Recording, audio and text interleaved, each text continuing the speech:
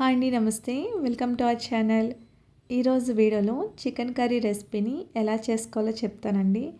చాలా టేస్టీగా ఉంటుంది. తప్పకుండా ట్రై చేయండి వేలో. దానికోసం ముందుగా ఒక హాఫ్ కేజీ చికెన్ని శుభ్రంగా వాష్ చేసుకుని మ్యారినేట్ చేసుకోవాలండి. ముందుగా ఉప్పు, పసుపు, కారం వేసుకుని అందులోని 1 స్పూన్ వరకు అల్లం వెల్లుల్లి పేస్ట్ వేసి బాగా కలపండి. చికెన్ కర్రీకి కారం ఎక్కువే పడుతుందండి. సో దానికి తగ్గట్టు వేసుకుని బాగా కలపండి. ఈ విధంగా మొత్తం కలిపిన తర్వాత పావు కప్ వరకు పెరుగు వేసుకోండి. పెరుగు వేయడం వల్లే చికెన్ కర్రీకి మరింత టేస్ట్ అనేది వస్తుందండి. అస్సలు స్కిప్ చేయవద్దు, ఓకేనా? వేసుకున్నాక మొత్తం కలిసే విధంగా బాగా కలపండి. వీటిని ఒక హాఫ్ అన్ అవర్ పాటు ఫ్రిడ్జ్లో పెట్టుకోండి. దానివల్ల కర్రీ అనేది మరింత రుచిగా ఉంటుంది, ఓకేనా? ఈ విధంగా కలిపిన తర్వాత మూత పెట్టి ఒక హాఫ్ అన్ అవర్ ఫ్రిడ్జ్లో పెట్టుకోండి.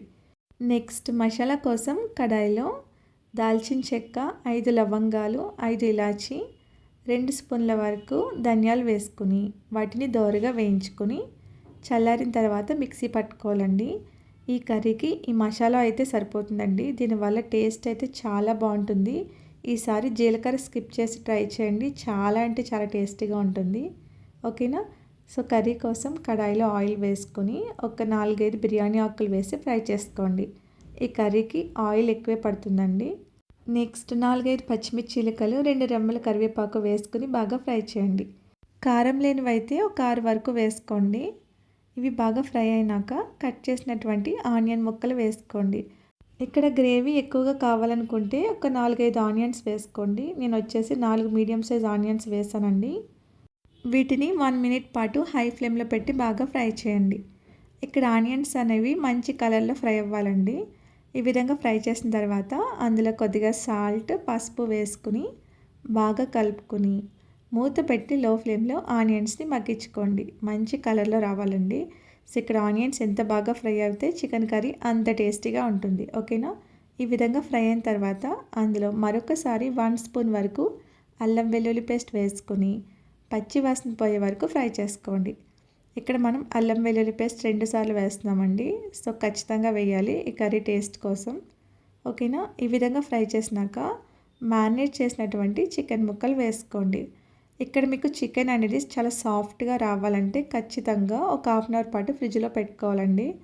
నెక్స్ట్ డే మార్నింగ్ ప్రిపేర్ చేయాలనుకుంటే కనుక నైటే మ్యారినేట్ చేసుకుని ఫ్రిడ్జ్లో పెట్టుకుంటే ఇంకా టేస్ట్ బాగుంటుందండి, ఓకేనా? ఈ విధంగా వేసుకున్న తర్వాత మొత్తం కలిసే విధంగా హై ఫ్లేమ్లో పెట్టి ఒక 2 మినిట్స్ పాటు చికెన్ని బాగా ఫ్రై చేయాలండి. ఈ విధంగా ఫ్రై చేసినాక మూత పెట్టి లో ఫ్లేమ్లో చికెన్ని మగ్గించండి. చికెన్లోని వాటర్ అది బయటకు వచ్చి చికెన్ అనేది బాగా ఉడుకుతుందండి. సో మధ్యలో ఒక 2-3 టైమ్స్ పాటు చెక్ చేసుకుంటూ ఉండాలి, ఓకేనా? ఇక్కడ ఇంకొంచెం చికెన్ అనేది మగ్గాలండి. సో మరొకసారి మూత పెట్టి లో ఫ్లేమ్లో ఇంకొక 2 మినిట్స్ పాటు మగ్గించుకోండి. చికెన్ ముక్క మగ్గే వరకు మనం మగ్గించాలన్నమాట, ఓకేనా? ఈ విధంగా మగ్గిన తర్వాత ఒకసారి కర్రీని టేస్ట్ చేసి ఉప్పు కారం సరిపోకపోతే అక్కడే వేసుకుని బాగా కలపండి. ముక్కది విరగకుండా పైనుంచి కింద వరకు జాగ్రత్తగా కలుపుతూ ఉండాలండి, ఓకేనా? ఈ విధంగా కలిపిన తర్వాత అందులో సరిపడా వాటర్ అనేది వేసుకోవాలండి. చికెన్ ముక్కలు మునిగే వరకు వాటర్ అనేది వేసుకోండి. ఇక్కడ నాకు వచ్చేసి 1 గ్లాస్ వరకు వాటర్ అనేది పట్టిందండి. ఒకసారి బాగా కలుపుకొని మూత పెట్టి హై ఫ్లేమ్లో కర్రీని ఉడికించండి. ఈ విధంగా ఒక 5 నిమిషాల తర్వాత కర్రీ అనేది ఈ విధంగా దగ్గరికి వస్తుందండి. ఆ టైంలో మిక్సీ పట్టినటువంటి మసాలా పౌడర్ వేసుకోండి. కర్రీ పాయింట్లో మెయిన్ ఈ కర్రీని ఇలాగే ప్రిపేర్ చేస్తారండి. అంతేకాకుండా రెస్టారెంట్ స్టైల్ టేస్ట్ కూడా వస్తుంది మనకి. సేమ్ ఇలాగే ఒకసారి ట్రై చేసి చూడండి, మీ అందరికీ ఖచ్చితంగా నచ్చుతుంది.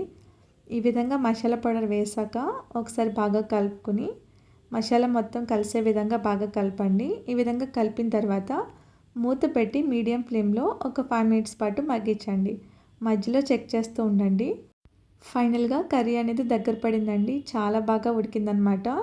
సో మీరు మ్యారినేట్ చేయడం వల్ల చికెన్ ముక్క అనేది చాలా స్మూత్గా ఉంటుందండి. తినడానికి చాలా టేస్టీగా ఉంటుంది. అసలు మనకి గట్టిదనం రాదనమాట. తప్పకుండా ట్రై చేయండి.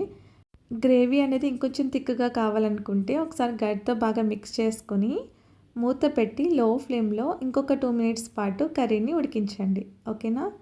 2 నిమిషాల తర్వాత కర్రీ అనేది రెడీ అయిపోయిందండి. ఫైనల్గా ఎంతో టేస్టీ అయిన చికెన్ కర్రీ రెడీ అండి. పైన కొద్దిగా కరివేపాకుని తుంచి వేసుకోండి, ఒక 2 రెమ్మల వరకు.